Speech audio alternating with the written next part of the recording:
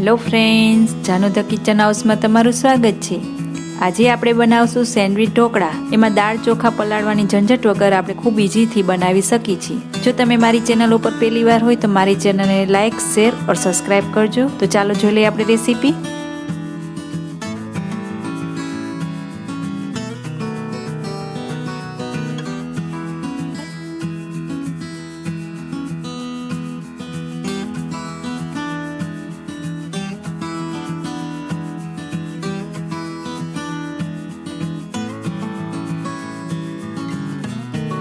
एक बाउल में આપણે 1 વાટકી જેટલો મેં અહીં સોજી લીધેલી છે તે લેવાની છે।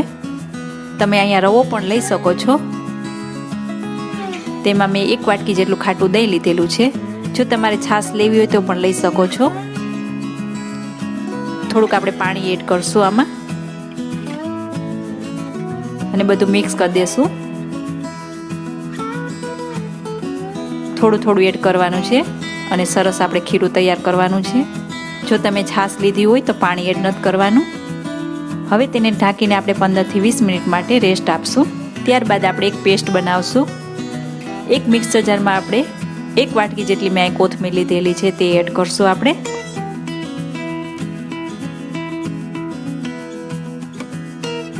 એક નંગ આપણે લીલું મરચું છે તે એડ કરવાનું છે તીખાશ માટે।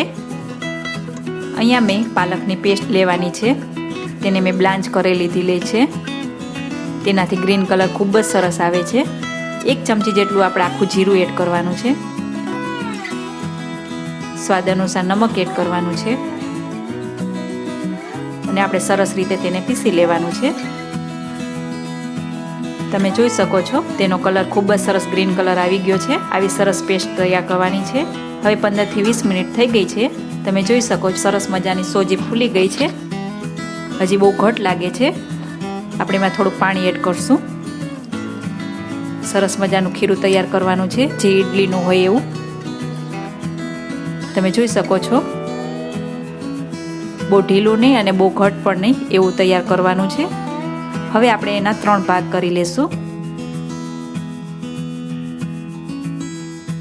સેન્ડવિચ ઢોકળા છે એટલે આપણે 3 ભાગ કરી એકમાં આપણે ગ્રીન કલર એડ કરશું। જો તમને મારી રેસીપી પસંદ આવે તો મારી ચેનલને સબસ્ક્રાઇબ કરજો, લાઇક કરજો, શેર કરજો। હવે તેમાં આપણે સ્વાદ અનુસાર નમક એડ કરવાનું છે।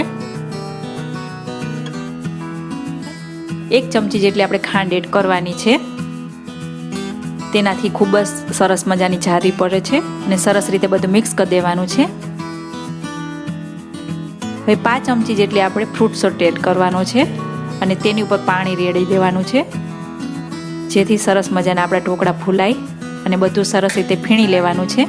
અહીંયા મેં સ્ટીલની થાળી લીધેલી છે, તેને આપણે તેલથી ગ્રીસ કરી લેશું। હવે આપણું આ સ્ટીમર ગરમ થઈ ગયું છે, તેમાં થાળી આપણે મૂકી દેશું। તેમાં ખીરું પાથરી દેશું આપણે અને 5 થી 7 મિનિટ આપણે સ્ટીમ થવા દેશું તેને। બહુ જાડું નથી કરવાનું કારણ કે સોજી છે એટલે ફૂલશે। હવે બીજા ભાગમાં આપણે સ્વાદ અનુસાર આપણે નમક એડ કરવાનું છે અને બનાવેલી જે ગ્રીન કલરની પેસ્ટ છે તે એડ કરી દેશું આપણે। તમારે જો અહીંયા લસણની પેસ્ટ કરવી હોય તો પણ લઈ શકો છો। તમે જોઈ શકો છો સરસ મજાનું ગ્રીન કલર દેખાય છે અને બધું સરસ રીતે મિક્સ કરી દેવાનું છે। ત્યારબાદ તેમાં 5 ચમચી જેટલો ફ્રૂટ સોટ એડ કરશું અને તેની ઉપર આપણે પાણી રેડી દેશું।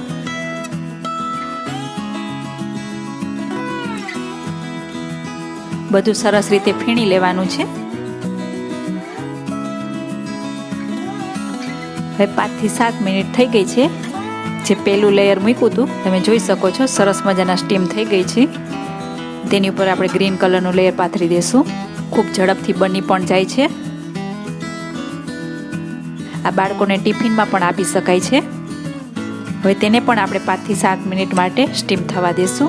ત્યારબાદ આપણે ત્રીજું લેયર કરવાનું છે જે પેલું કરેલું હતું તેવી રીતના સ્વાદ અનુસાર નમક એડ કરશું।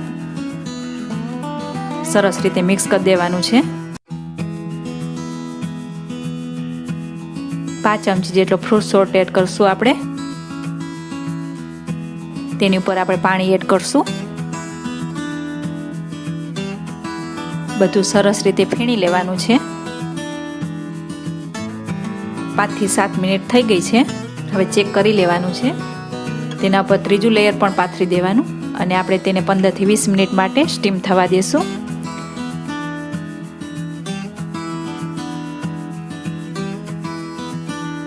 તમે જોઈ શકો છો સરસ મજાના સ્ટીમ થઈ ગયા છે. આવી રીતે આપણે છરીથી ચેક કરી લેશું. ક્યાંય ચોંટતું નથી એટલે આપણા સ્ટીમ થઈ ગયા છે ઢોકળા.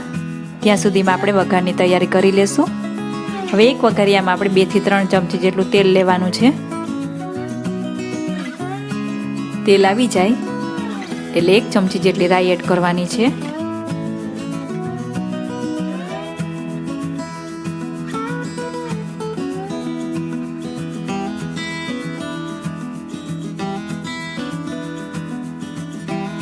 રાઈ તતડે એટલે આપણે એમાં 1 ચમચી જેટલું જીરું એડ કરી દેશું. 5 થી 7 લીમડાના પાન એડ કરશું આપણે. 1 ચમચી જેટલી સફેદ તલ છે તે એડ કરવાના છે. 5 ચમચી જેટલી હિંગ એડ કરી દેશું આપણે. તેનાથી સુગંધ બહુ જ સરસ આવે છે. આ બધું મિક્સ કરીને આપણે સ્ટીમ ઢોકળા પર વઘાર રેડી દેશું.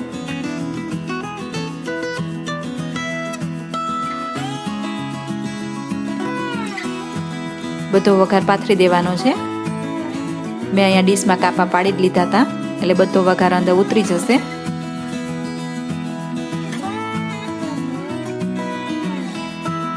તેના પર આપણે કોથમીર ભભરાવશું. જો તમારે ગળપણવાળા કરવા હોય તો તમે આમાં ખાંડ પણ એડ કરી શકો છો, ખાંડવાળું પાણી પણ. હવે તેને 5 થી 7 મિનિટ આપણે રાખી મૂકશું. તમે જોઈ શકો છો આ સેન્ડવિચ ઢોકળા તૈયાર થઈ ગયા છે. તેને આપણે સર્વિંગ બાઉલમાં લઈ લીધા છે. તો કેવી લાગી આ મારી રેસીપી તે જરૂરથી લાઇક, શેર और સબસ્ક્રાઈબ કરજો અને જરૂરથી ટ્રાય કરજો અને મને કોમેન્ટ પણ કરજો.